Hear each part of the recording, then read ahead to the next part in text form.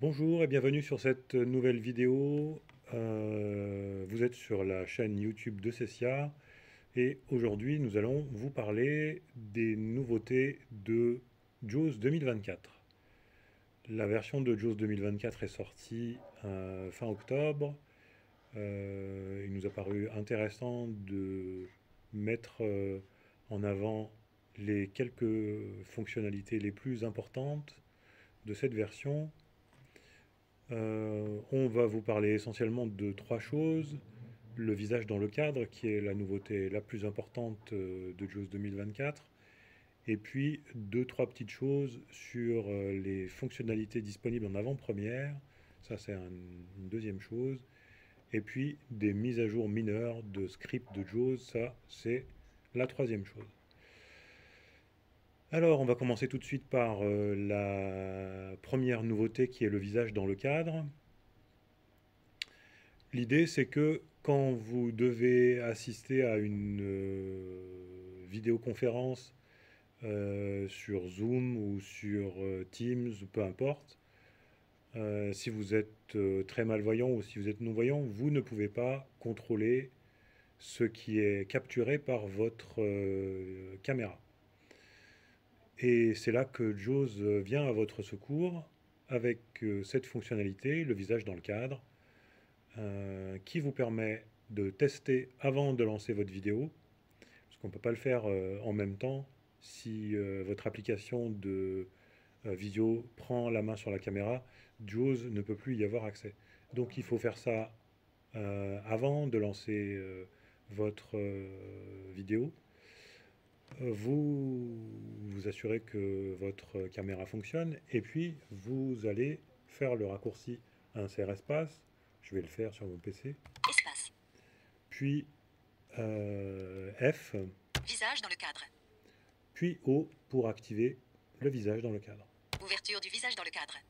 Voilà. Utilisez HD User Facing. Visage dans le cadre. Caméra activée. Vous êtes placé au centre. Vous êtes placé au centre. La luminosité est normale. Voilà, donc vous avez plusieurs infos qui vous sont données. Je suis devant mon PC et je le regarde, donc a priori il me dit que je suis bien placé. Si jamais je me décale un peu trop à gauche, Vous devez aller à droite. je reviens. Vous êtes placé au centre. Voilà. Si je lève trop la tête, Inclinez votre tête vers le bas. Vous êtes placé au centre. voilà. Si je tourne à droite, Tournez la tête à gauche. Vous êtes placé au centre. bon, je ne vais pas vous faire toutes les positions et vous faire entendre tous les messages possibles et imaginables, mais vous avez compris, c'est ça l'idée. Donc l'idée, c'est de vous guider pour que quand vous allez lancer votre visioconférence, ce qui est dans le champ de la caméra soit bien votre visage. On a quelques autres commandes séquentielles qui commencent donc toutes par insert espace puis F. On a insert espace puis F puis C, éventuellement pour changer de caméra, s'il y en a plusieurs sur votre ordinateur. Moi j'en ai qu'une donc je ne vais pas pouvoir vous montrer ça. Par contre je vais faire insert espace F Espace. Visage dans le cadre. et D. 44% X, 60% Y. Centré. Vous êtes au centre. Luminosité normale. Donc ça c'est le détail avec D. Je peux interroger spécifiquement sur le niveau de luminosité Espace. Visage dans le cadre. avec insert espace puis F puis U. Luminosité normale. Voilà. Il y a d'autres commandes. Je vous recommande d'aller dans l'aide de JAWS, consulter les nouveautés de la version 2024 et vous allez pouvoir retrouver tout ça. Une fois que vous avez contrôlé que vous êtes bien dans le cadre, vous avez aussi une commande qui vous permet de demander à JAWS d'analyser l'image qui est dans la vidéo avec insert espace Espace. F, Visage dans le cadre. L. Image intelligente en cours. Une erreur inattendue s'est produite. DR oblique haute inconnue image. Voilà. Alors ici, il se trouve que je ne suis pas connecté à Internet, donc je ne peux pas avoir la description, mais l'idée, c'est de pouvoir faire en sorte que l'image dans le cadre vous donne tous les éléments qui sont repérés par de l'intelligence artificielle qui analyse l'image. Pour vous dire, si jamais vous avez laissé traîner en arrière-plan des choses qui ne sont pas forcément utiles dans la vidéo, vous pouvez les retirer. Une fois que vous avez fait tout ça, vous pouvez fermer l'image dans le cadre pour pouvoir démarrer votre visio. Écharpe. Visage dans le cadre. Et on refait insert espace, Espace. F, Visage dans le cadre. puis O. Fermez visage dans le cadre. Bureau. Vue de liste. Non sélectionné. Connexion bureau à distance. 1 sur 34. Voilà, et Caméra là désactivée. on est revenu sur mon bureau. Il rend la main à la caméra et du coup, vous pouvez lancer votre visio.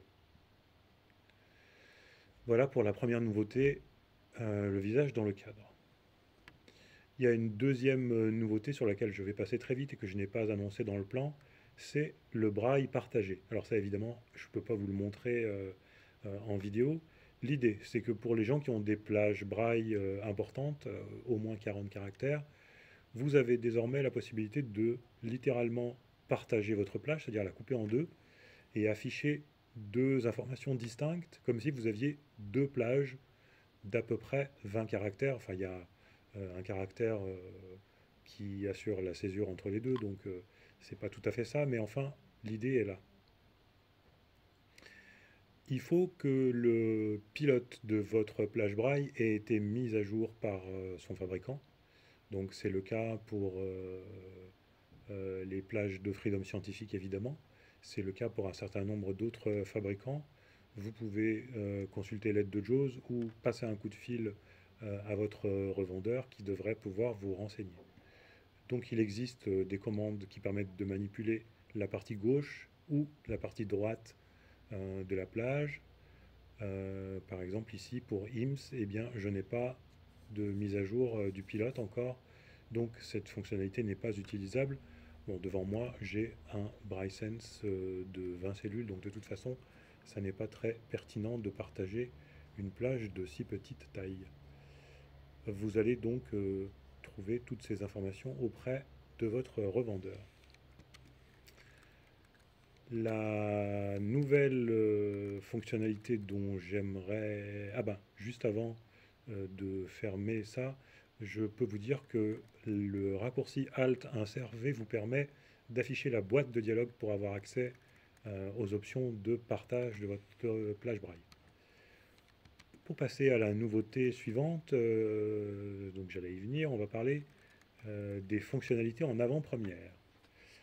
Donc ça, c'est une idée de Vispero, qui est, comme vous le savez peut-être, la marque qui a repris JAWS, ZoomText, Fusion, etc., qui a décidé de permettre à des utilisateurs d'avoir accès à certaines fonctionnalités qui sont en cours de développement, mais qui sont à un stade suffisamment avancé pour pouvoir être partagées avec vous, les utilisateurs. Ça veut dire que les fonctionnalités disponibles en avant-première, elles sont là pour que vous puissiez les tester, éventuellement soumettre des commentaires. Et donc il y a une boîte de dialogue dédiée qui se trouve dans le menu options. Donc je vais aller dans le menu de JAWS. JAWS menu contextuel. Options sous menu. Je vais rentrer dans le menu options. Option de base, point, point, point. Voix sous braille, point. Fonctionnalité disponible en avant, première, point, point, point. F. Et je vais taper F. Menu contextuel. Je vais choisir donc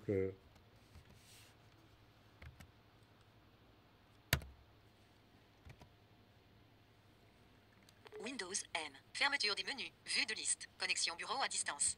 Op 30. Fonctionnalité disponible en avant-première. Fonctionnalité disponible en avant-première. Édition en lecture seule. Activer et désactiver les fonctionnalités qui sont encore en cours de développement. Nous utilisons les fonctionnalités disponibles en avant-première pour permettre aux utilisateurs... Alors, je ne vais pas laisser tout lire, vous irez voir vous-même si ça vous intéresse. C'est une zone d'édition en lecture seule qui décrit brièvement ce que c'est que la fonctionnalité en avant-première, ce que je viens de vous dire. Case à cocher, mat, canon coché. Alors, Mat4, c'est la première fonctionnalité en avant-première qui est disponible. Il se trouve qu'elle ne concerne pas l'Europe, puisque ça ne concerne que l'écriture en langage mathématique dans le monde anglophone. Puisque ça ne prend en compte que le code NEMET, et donc ça n'est pas très intéressant pour nous. Si on tabulait dans cette boîte de dialogue, on aurait à nouveau une zone d'édition en lecture seule qui décrit ce que c'est que Matcat. Et puis on pourrait envoyer des commentaires sur la nouvelle fonctionnalité. Le plus important ici, c'est la case à cocher qui permet d'activer ou non une fonctionnalité disponible en avant-première. Voilà pour ça. Il me reste une toute petite dernière nouveauté dont je voulais vous parler. C'est la mise à jour des scripts.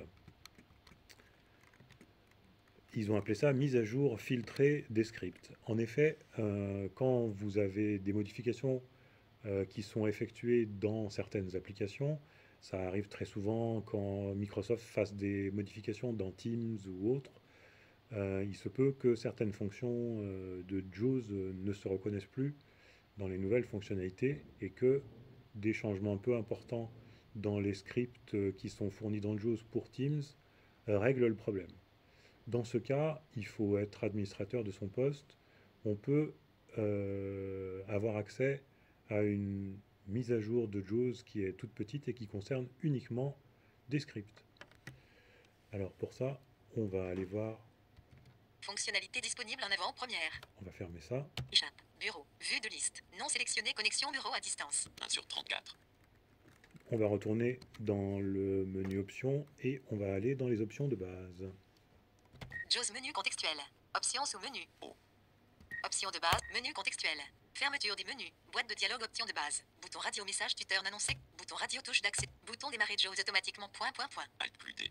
Je navigue avec Tab. Case à cocher confirmé pour quitte. Case à cocher indiqué automatiquement. Case à cocher mise à jour filtrée des scripts. Privilège d'administrateur coché. Alt plus F.